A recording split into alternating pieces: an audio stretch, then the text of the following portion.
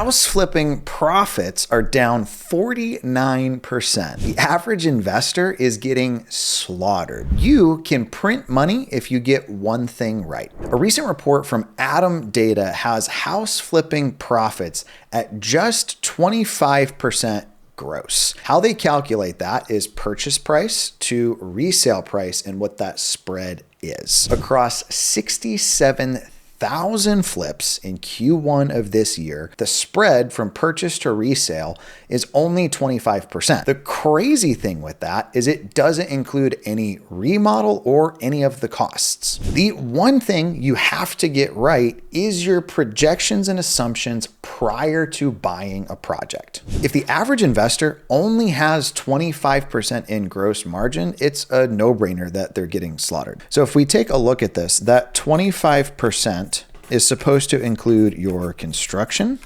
like your entire remodel. It's supposed to include all of your holding costs. So that includes like hard money, private money, utility bills, taxes, insurance, all of that. Any overages that you run into. So if any surprises come up, they're also supposed to be included in there. Agent commissions, as well as anything you need to do to get the property sold. So if you decide to get the home staged, if you have to do any repairs post-inspection, or if you're going to offer any credits or do like any sort of a rate buy down.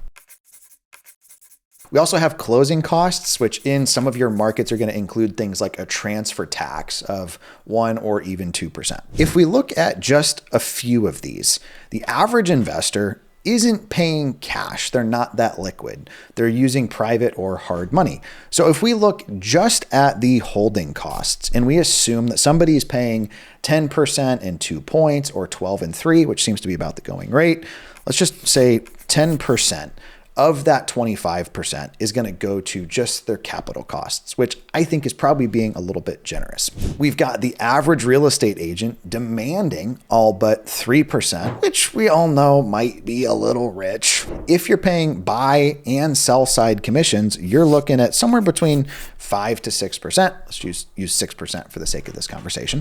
One quick thing we've had a lot of fun with lately, if you're selling flips and if you get an offer that you like, we'll just counter having to pay their agent. Then they have to go to their client and explain the reason they're not going to get their dream home is because that person is demanding 3%. So let's assume that when you go to sell the property, you don't get caught on anything on the inspection. There's nothing that comes up. They don't ask you for any credits or anything or to buy down their rate, just closing costs, prorated taxes, that sort of stuff.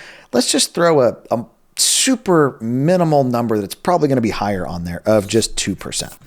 So just those 3 items are going to tally up to 18% of the 25% gross profit. You've got 7% that's supposed to cover your construction and your remodel, your profit, any overages, any staging, any rate buy down, or anything unexpected that happens at all, like the market dropping.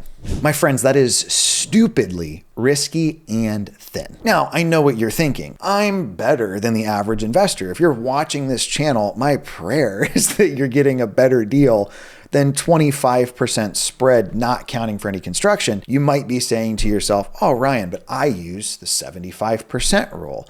I would never find myself in that position. Using the 75% rule is also idiotic. Let me show you why. The 75% rule, if you're not familiar with it, is one of like the golden rules in real estate that people have just sworn by for years. And I'm going to show you why it doesn't make sense. But effectively, you take 75% of the ARV, you're then going to subtract any repairs, and that number is going to be your MAO, or max allowable offer. So just quick and dirty math. If we have a $100,000 house times 0.75, we're going to be at 75K. We want to then subtract the repairs. For this example, let's just say that it's 35K. What we have left is then for that property, the most that we would be willing to pay for it is 40 grand. While that is a significantly better deal than what the average investor is doing according to ATTOM Data, it still doesn't make a lick of sense. If we go back to our previous example, we've got 10% in holding costs, 6% in agent comp, 2% in closing costs, not counting any of the other likely expenses that you're going to have, that still leaves us with a gross profit after accounting for repairs of only 7%. Now, that 7% also assumes that your market doesn't decline at all. Remember, gone are the days of us making a ton of mistakes and somebody paying more than we thought we were going to be able to sell the place for and getting pleasantly surprised. Now it's the opposite. There are markets that have gone down by more than or close to 7%. Austin, for instance, led the nation in appreciation, and now we're seeing it start to lead it in that depreciation. We've got markets like Tampa and even New Orleans, just to name a few. That 7% also assumes that you had no marketing costs. You just found that deal for free. What we typically see is 1 to 1.5% of the ARV is what it costs us to source that deal. That 7% number also assumes that you don't have any support staff or employees that you're helping get these transactions across the finish line, which I definitely do. We're doing this completely different in SoldFast. We've even built our own algorithm.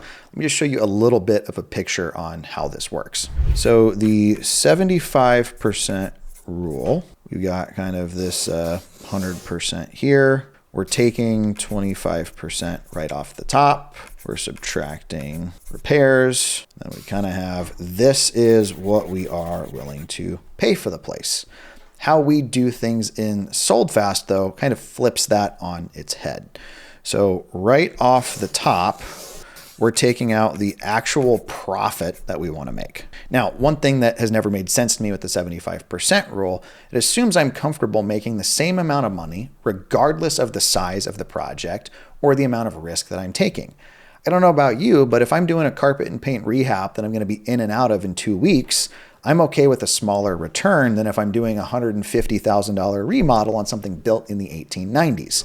75% rule says you're cool either way. It's the same amount of work and risk. So right off the top, we're going to take out that profit. Next thing we're going to do is deduct all of our expenses, and our algorithm takes our past actuals from QuickBooks and it calculates things like literally the electricity cost by the kilowatt, by the market, by the day. We're also going to subtract out the repairs. That includes any like construction overages. And this profit margin can be boosted or deducted based off of how long the project is going to take. What kind of asset class is it? Is it an A class place? Is it a C class place? I don't know about you, but if I'm dealing with people like breaking in and stealing copper, I'd better have more spread than if it's in a nice gated community. As well as like, what's the minimum amount that I'm comfortable making for that class of project? If I'm having to completely put something back together, I'm not okay with a 10, 15% return if it's a cheap house. Like minimum, I need enough money to make me want to get out of bed. If you're noticing that your margins are compressed and you've been using things like the 75% rule, I'd love to deploy our algorithm in your market. So let's talk about some actionable takeaways for you here. In my CRM, on every single deal, I commit myself in writing to what my construction budget is going to be, including overages, as well as how many weeks the entire project is going to take. How long do I think it's going to take to go under contract? How long do I think it's going to take to close? How long is it going to take me to get it put together or even cleaned out? At the end of my project, if I missed on any of those, I update my projections to make sure I never make that mistake twice, and we do that for all of our folks in SoldFast too. Kind of goes without saying, but in order to make money flipping houses, you have to be able to source great deals, which is probably why you're here. It's kind of the number one thing we cover, and I've done dozens and dozens, if not 100 at this point, case studies on how we find our deals. The second thing that you've really got to get right is your interior design.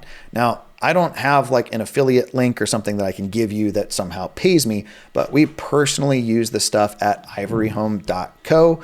Their interior design plans are fantastic compared to the agreeable gray BS that I was running for years. There are something like 10 to 15% of houses in most major metros in 2025 still selling at a premium, literally above asking. And my prayer is that those are your projects and mine. So we price them right, we do design right, and they fly off the shelf versus being the guy that's price dropping and price dropping and price dropping and praying that the place sells and that they somehow break even on it. The third thing we do that's absolutely critical is our P&L is updated by our in-house bookkeeper on a weekly basis.